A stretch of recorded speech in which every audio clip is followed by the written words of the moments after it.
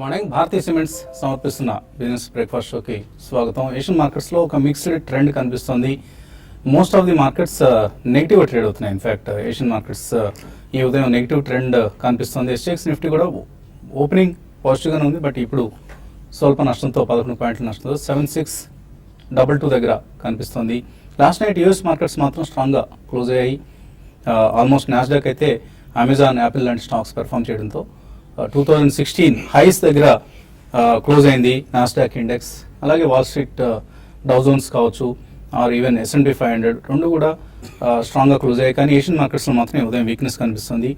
Reasons ఇంకా వెల్లడి కావాల్సింది. అయితే FOMC ఫెడరల్ రిజర్వ్ సంబంధించిన మీటింగ్, లాస్ట్ మీటింగ్ మినిట్స్ను గత రాత్రి వెల్లడించడం జరిగింది. ఇందులో అధిక శాతం మెజారిటీ సభ్యులు ఏప్రిల్లో యుఎస్ వడ్డీ రేట్ల పెంపును వ్యతిరేకిస్తున్నట్లుగా వాదించినట్లుగా తెలుస్తుంది. సో ఆ నేపథ్యంలో దాని తర్వాతే మనకు ఎకనామిక్ క్లబ్ ఆఫ్ న్యూయార్క్లో US federal chairperson Janet Ellen ఇచ్చిన స్పీచ్ డోవిష్గా ఇవ్వటం, వడ్డీ రేట్లు ఇప్పట్లో పెరగకపోవచ్చు అన్న స్పష్టమైన సంకేతాలు ఇవ్వటం, 2016లో ఇక బహుశా 2 వడ్డీ రేట్ల పెంపులు మాత్రమే ఉండొచ్చు, అది కూడా జూన్, డిసెంబర్ ఆ సమయంలో ఎక్కడో ఉండే అవకాశం ఉంది అన్న అంచనాలు కావచ్చు. ఇవన్నీ కూడా స్పష్టంగా వెల్లడాయి నిన్నటి FOMC మినిట్స్ వివరాల్లో. దాంతో యూఎస్ మార్కెట్ స్ట్రాంగ్గా క్లోజ్ అయ్యాయి. యూఎస్ మార్కెట్ స్ట్రాంగ్గా క్లోజ్ కావడానికి FOMC మినిట్స్తో పాటు మరొక రీజన్ కూడా ఉంది. యూఎస్లో క్రూడ్ ఆయిల్కి సంబంధించిన నిల్వలు, స్టాక్ పైల్స్ తగ్గినట్లుగా వార్తలు రావడంతో మళ్ళీ క్రూడ్ ప్రైసెస్లో ఇంప్రూవ్మెంట్ కనిపిస్తుంది. నిన్న 5%, ఇవాళ మరొక 1% లాభంతో కనిపిస్తుంది క్రూడ్ ప్రైసెస్. మళ్ళీ బ్రెంట్ క్రూడ్ $40 సమీపంలో ట్రేడ్ అవుతున్న సమయం ఇది. సో దీంతో ఇవాళ కూడా ఏషియన్ మార్కెట్స్ పాజిటివ్గా ప్రారంభం కావాలి, బట్ నెగిటివ్నెస్ కనిపిస్తుంది. నిన్న మన మార్కెట్స్ సంబంధించి ఒక రేంజ్ బౌండ్ ట్రేడింగ్ చూసాం. దీనికి అంత ముందు రోజు నష్టాలు కొంత కారణం అయితే గ్లోబల్ క్యూస్ చప్పగా ఉండడం కూడా కారణంగా మనం అనుకోవచ్చు. అయితే మిడ్ క్యాప్స్ అవుట్ పెర్ఫార్మ్ చేశాయి. ఇక గ్లోబల్ క్యూస్తో పాటు ఎర్నింగ్స్ ఫ్లో, అలాగే రానున్న 2-3 వారాల పాటు కూడా ఎర్నింగ్స్ సీజన్ ఇక ఊపిరి సల్పనంత బిజీగా అనలిస్ట్ని, ఇటు మీడియా ఛానల్స్ని కూడా ఉక్కిరిబిక్కిరి చేయబోతోంది. ఊపిరి అంటే గుర్తొచ్చింది లాస్ట్ నైట్ ఊపిరి సినిమా చూశాను నేను. సో చక్కటి ఆసక్తికరంగా ఉన్న సినిమా ఇది. మంచి స్క్రీన్ ప్లే, చక్కటి డైరెక్షన్ కూడా వంశీ పైడిపల్లి చక్కటి డైరెక్షన్ చేశారు. సో నాగార్జున యాక్షన్లో చక్కటి మెచ్యూరిటీ కూడా, పరిణతి కనిపించింది. చాలా కాలం తర్వాత నాగార్జున బాగా పెర్ఫామ్ చేసిన సినిమా ఇది. సో ఊపిరి సినిమా బాగుంది. ఊపిరి సినిమా ఆఫ్ కోర్స్ హృదయంగా ఉండడం ఒక విషయం అయితే, సినిమా చూస్తున్నంతసేపు ప్రొడక్షన్ కంపెనీ పట్ల ఆసక్తికరమైన ఆలోచనలు సాగాయి. పొట్లూరి వరప్రసాద్ PVP వెంచర్స్ సంబంధించిన సినిమా ఇది. సో PVP మనకు ఒక లిస్టెడ్ కంపెనీగా తెలుసు. పొట్లూరి వరప్రసాద్ .com బూమ్ సమయంలో ఆయన బిజినెస్ మ్యాన్గా అవతారం ఎత్తారు, ఎంటర్ప్రెన్యూర్గా. తర్వాత చాలా ఫెయిల్యూర్స్ చూశాడు. PVP వెంచర్స్ అనే ఒక లిస్టెడ్ కంపెనీ ఇన్వెస్టర్లకు తీరని నష్టాలు మిగిల్చింది. సో చివరిగా లాస్ట్ ఫ్యూ ఇయర్స్గా ఆయన సినిమాలు కూడా తీయటం మనం చూస్తున్నాం. సో సినిమాలో కూడా ఫెయిల్యూర్స్ చూసాం, చాలా సినిమాలు ఫెయిల్ అయ్యాయి. కానీ ఈ మధ్య అనూహ్యంగా కాస్త పట్టు చిక్కినట్లు కనిపిస్తుంది సినిమా నిర్మాణంలో. ఈ మధ్య వచ్చిన Size 0 కావచ్చు, క్షణం, అలాగే ఇప్పుడు ఊపిరి, ఇవన్నీ వరుస విజయాలు సాధిస్తూ ఉన్నాయి. సో కొద్దిగా గ్రిప్ సాధించినట్లుగా కనిపిస్తుంది. అలాగే మరొక బిజినెస్ మ్యాన్ మనకు తెలిసిన మ్యాట్రిక్స్ ల్యాబ్స్ ఒకటి ప్రమోటర్ నిమ్మగడ్డ ప్రసాద్ కూడా ఈ మధ్య సినిమాలు తీస్తున్నారు. అఫ్కోర్స్ ఆయన ఇంతకుముందే మీడియా రంగంలో మా టీవీ ద్వారా ప్రవేశించిన సంగతి అందరికీ తెలుసు. దాన్ని అమ్మేసుకోవటం, స్టార్ టీవీకి చక్కటి లాభం చేసుకోవడం కూడా చూసాం. ఇప్పుడు ఆయన కూడా సినిమాలు తీయటం పట్ల ఆసక్తి చూపిస్తున్నారు. హీరో శ్రీకాంత్ కుమారుడితో ఆయన సినిమా నిర్మాణంలో పాలు పంచుకుంటున్నారు. సో మన బిజినెస్ మెన్ అందరూ కూడా ఇంతకుముందు పాలిటిక్స్లోకి వెళ్ళేవాళ్ళు, ఇప్పుడు సినిమాలు తీస్తున్నారా అన్న అనుమానం వస్తుంది. సో వాళ్ళ చివరి మజిలీ సినిమా నిర్మాణం కాబోతుందా ఏంటి? So let us hope that ఇంతకుముందు PVP వెంచర్స్ అంటే నాకు కొద్దిగా PVP అంటే బాగా I used to hate him because listed company ద్వారా చాలా నష్టాలు మిగిల్చిన వ్యక్తిగా షేర్ హోల్డర్స్ పట్ల నేను ఎప్పుడు మాట్లాడుతుంటాను. కాబట్టి PVP అంటే నాకు కోపం ఉండేది. ఇప్పుడు ఈ సినిమాల్లో కొద్దిగా ఆయన ఎంటర్టైన్ చేస్తున్నారు జనాల్ని. సో కొద్దిగా కోపం కలుగుతుంది.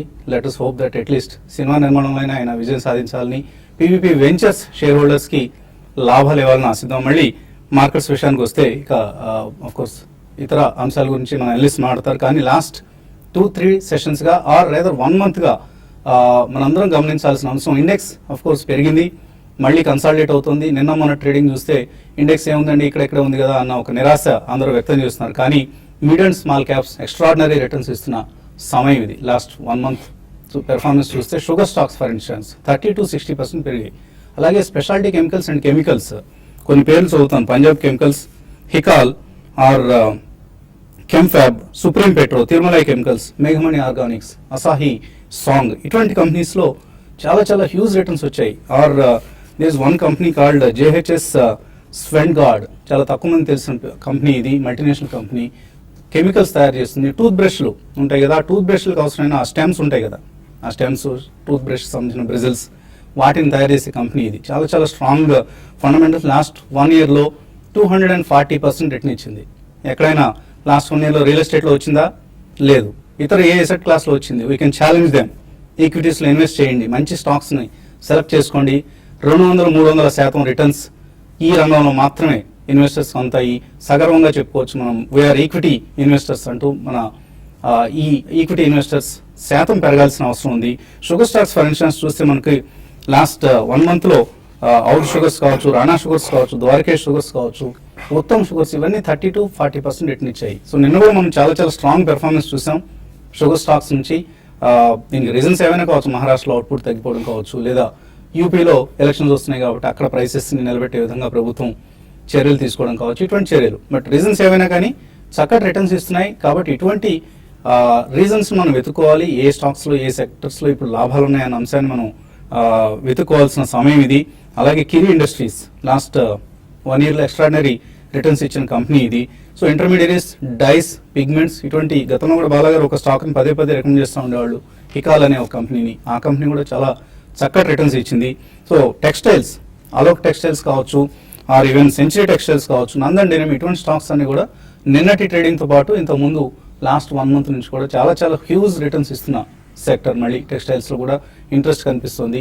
సో ఇటువంటి పార్టిసిపేషన్ని మనం గమనించాలి, అబ్జర్వ్ చేయాలి, ఆయా సెక్టర్స్లో ఎంటర్ అయ్యేందుకు ప్రయత్నం చేయాలి. అఫ్కోర్స్ షార్ట్ టు మీడియం టర్మ్లో రిటర్న్స్ ఇచ్చినా కూడా వాటిని ఎన్కాష్ చేసుకోగలిగే స్విఫ్ట్నెస్ ఉండాలి. సో అటువంటి నైపుణ్యం ఉన్న వాళ్ళు ఈ సెక్టర్స్ సంబంధించి బులిష్గా ఉండొచ్చు. ఇక మిగతా అంశాల గురించి మాట్లాడేందుకు మనతో అనలిస్ట్ సిద్ధంగా ఉన్నారు.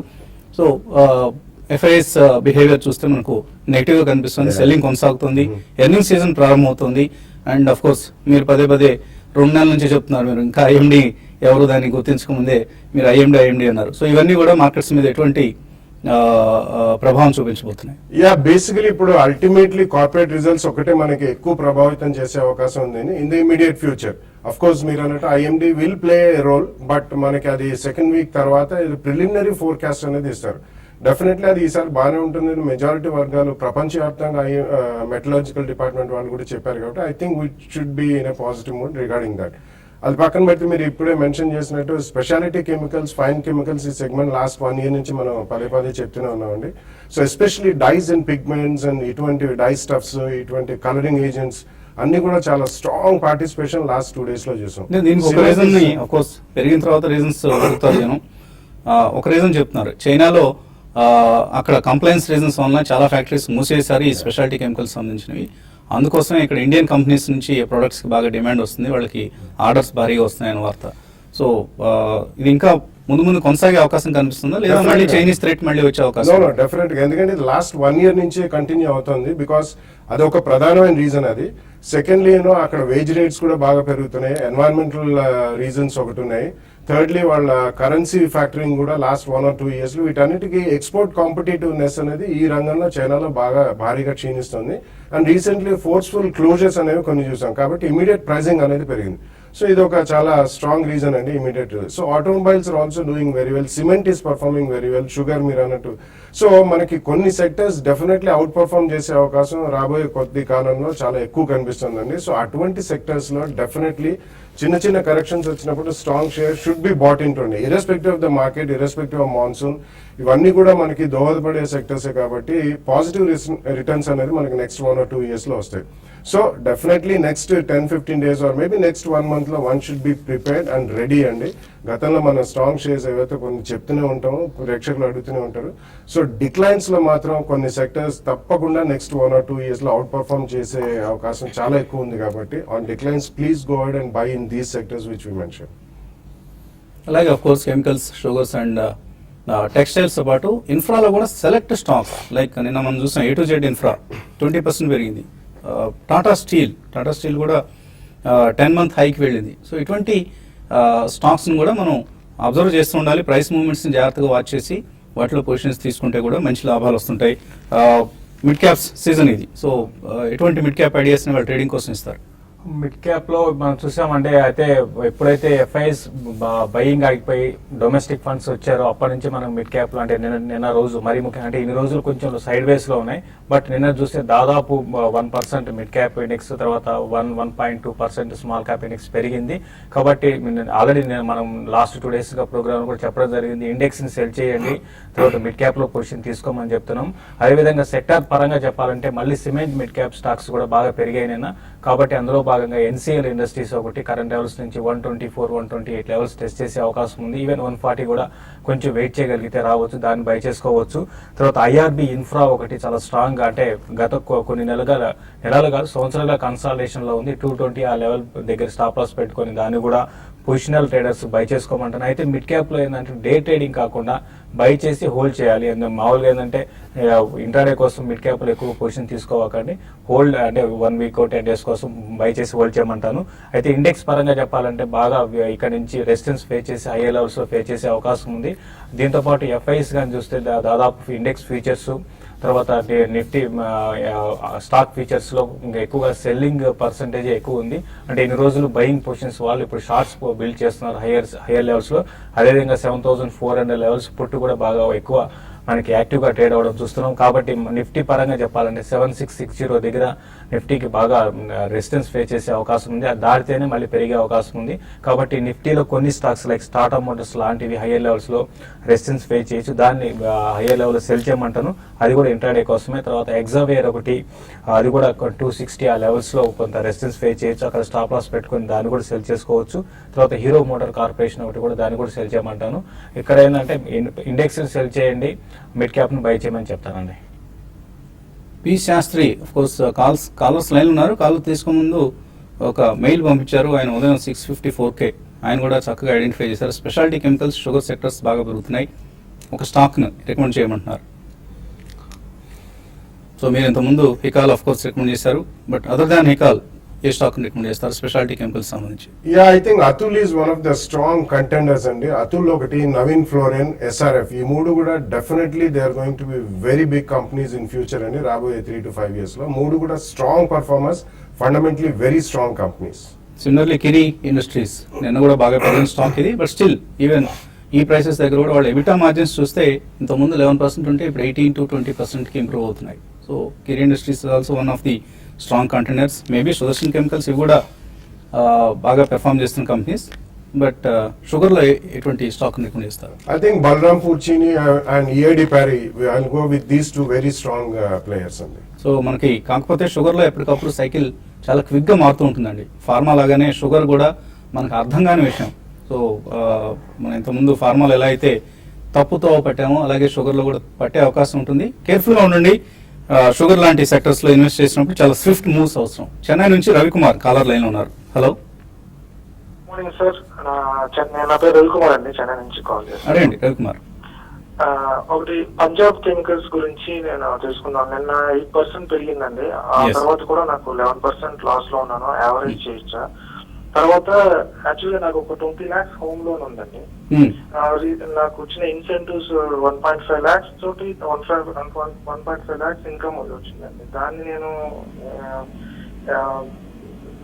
పే చేయొచ్చా? లేదనుకుంటే దాన్ని నేను ఏదైనా డెత్ బాండ్ లో ఇన్వెస్ట్ చేస్తే బెటర్ అంటాను. ఒకవేళ డెత్ బాండ్ ఏదైనా ఉంటే మంచి డెత్ బాండ్ నాకు సజెస్ట్ చేయండి సార్. డెట్ ఫండ్స్ అంటారా సార్? ఏదంటారు? డెట్ బాండ్స్ అంటున్నారు మీరు? Debt funds? అవును సార్, అవును. డెట్ ఫండ్స్ షార్ట్ టర్మ్ కోసం, లాంగ్ టర్మ్ కోసం ఇన్వెస్ట్ చేస్తారా? 1+ సార్, 1+. 1 year plus. నియరెస్ట్ నాకు ఏమీ ఇది లేదండి, మనీ రిక్వైర్మెంట్ ఏమీ లేదు. More than 1 year also. 1 year funds అయితే మీరు లిక్విడ్ ఫండ్స్ లో కానీ ఆర్ 1+ year అయినా కూడా లిక్విడ్ ఫండ్స్ లో కానీ లేకపోతే అల్ట్రా షార్ట్ టర్మ్ ప్లాన్స్ అని ఉంటాయి, వాటిలో ఇన్వెస్ట్ చేయండి. ఈ 2 సెక్టర్స్ లో ఏవి బెటర్ స్కీమ్స్ అనేవి మేబీ ఇప్పటికిప్పుడు చెప్పడం కొద్దిగా కష్టం. రేపటి సెషన్లో మీకు తెలియజేసే ప్రయత్నం చేస్తాం. అండ్ మీకు కనుక ఒకవేళ ట్యాక్స్ బర్డెన్ ఇంకా ఉంటే మాత్రం హోమ్ లోన్ని కంటిన్యూ చేయండి. హోమ్ లోన్ తీర్చకుండా మీరు ప్లాన్ చేసుకుంటున్నట్లుగా డెట్ ఫండ్స్లో కానీ షార్ట్ టర్మ్ డెట్ ఫండ్స్లో ఇన్వెస్ట్ చేసే ప్రయత్నం చేయండి. పంజాబ్ కెమికల్స్ పరిస్థితి పంజాబ్ కెమికల్స్ అయితే మీరు హోల్డ్ చేయండి అండి. మీరు యావరేజ్ చేసుకోవాలని అడిగారు, డెఫినెట్ గా యావరేజ్ చేసుకోమంటాను. ఇప్పుడే మనం చూసాము అనుకున్నాము ఓవరాల్ కెమికల్ సెక్టర్ అంతా కూడా అంటే ఒక 2-3 months గా సైడ్ వేస్ లో ఉండి లాస్ట్ ఒక 1 week గా పెరగడం చూసాం. మరి ముఖ్యంగా నిన్నటి రోజు చాలా స్ట్రాంగ్ అప్ ట్రెండ్ కి వచ్చింది.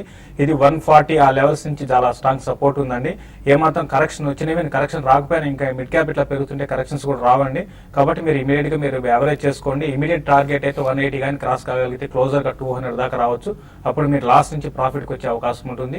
ఒక ఫ్యూ మంత్స్ లో 220 లెవెల్స్ టెస్ట్ చేయొచ్చండి. కాబట్టి అక్కడ లాంగ్ టర్మ్ కోసం అక్కడ ఎగ్జిట్ కమ్మని చెప్తాను. ఓకే అండి, ఇక మరిన్ని కాల్స్ అలాగే మెయిల్స్ చూడబోయే ముందు కాసేపు ప్రకటన.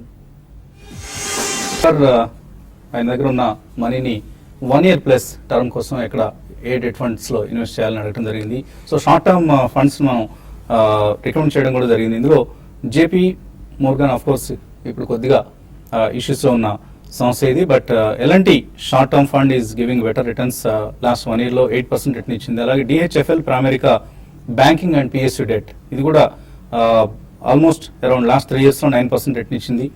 1 year రిటర్న్ చూస్తే కూడా 8.2% రిటర్న్ ఇచ్చింది. అలాగే టాటా డైనమిక్ బాండ్ ఫండ్ కొద్దిగా లాంగర్ హొరైజన్ కనుక ఉంటే లాస్ట్ 3 yearsలో యాన్యువల్లీ 10% రిటర్న్ ఇచ్చిన బాండ్ ఫండ్ ఇది. సో ఇటువంటి ఫండ్స్లో షార్ట్ టర్మ్ మనీని ఆర్ ఈవెన్ లిక్విడ్ ఫండ్స్లో కూడా మనం ఇందాక అనుకున్నట్లుగా ఇన్వెస్ట్ చేయాల్సిన సమయం ఇది. వడ్డీ రేట్లు తగ్గుతున్నాయి కాబట్టి ఇప్పుడు ఇన్వెస్ట్ చేస్తే రాబోయే వడ్డీ రేట్లు తగ్గింపు సందర్భంగా మనకి ఈల్డ్స్ ఇంకా బెటర్గా ఉండే అవకాశం కూడా ఉంటుంది.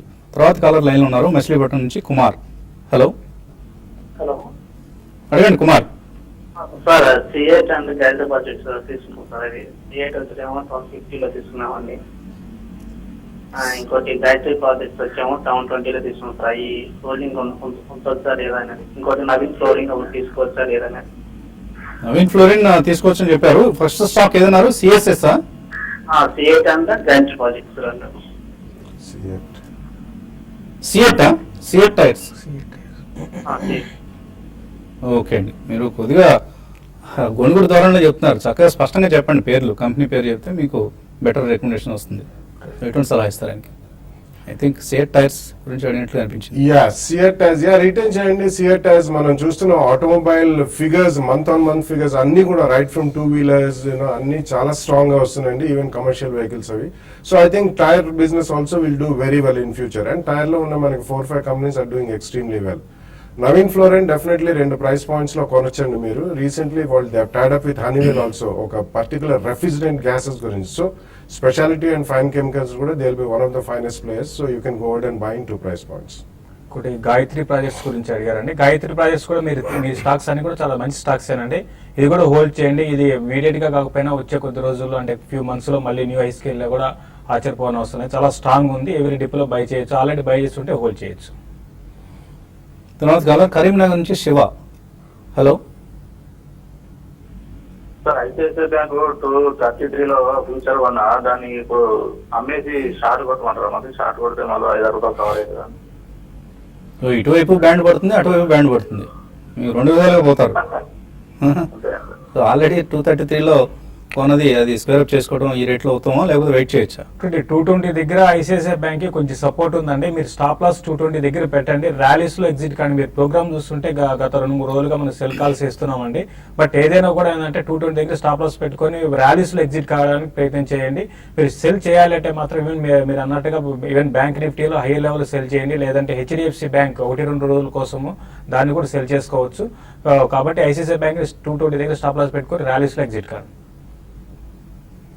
నాగరాజ అడుగుతున్నారు, మెయిల్ పంపించారు. జేహెచ్ఎస్ వెండ్గార్డ్ ఇది ఫండమెంటలీ ఎలా ఉంది? ఈ లెవెల్స్ లో లాంగ్ టర్మ్ కోసం కొనొచ్చా? It's a micro cap company అండి. బేసిక్లీ డెంటల్ హైజీన్ లో ఉన్నారు. ఇందాక మీరు మెన్షన్ చేశారు కూడా. సో అది లాస్ట్ 1 year లోనే అబౌట్ 200% 2 times పెరిగింది కాబట్టి కొద్దిగా కేర్ఫుల్ ఉంది. ఇవన్నీ చాలా మైక్రో క్యాప్ కంపెనీస్ అండి.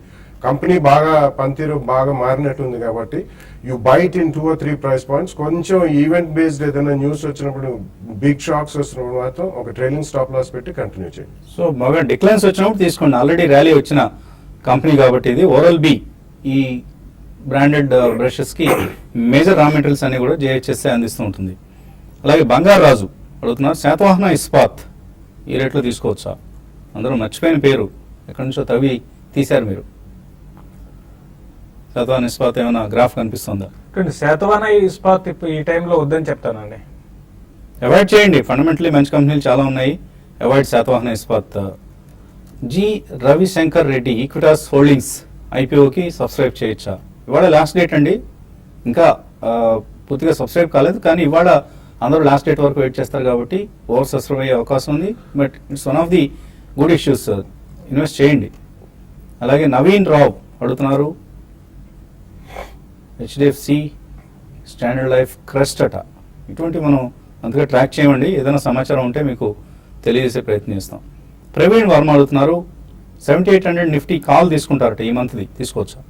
వద్దని చెప్తానండి. ఎందుకంటే నిఫ్టీ కన్సాలేషన్ లో ఉంటుంది. మీ ప్రీమియం అంతా కూడా బాగా తగ్గిపోయే అవకాశం ఉంది. ఇప్పట్లో నిఫ్టీ అయితే పెద్దగా పెరిగే అవకాశం కనపట్లేదు. కాబట్టి దానికన్నా మీరు ఇంతకుముందు అనుకున్నట్టుగా మిడ్ అండ్ స్మాల్ క్యాప్ లో లాంగ్ పొజిషన్ తీసుకోమని చెప్తానండి.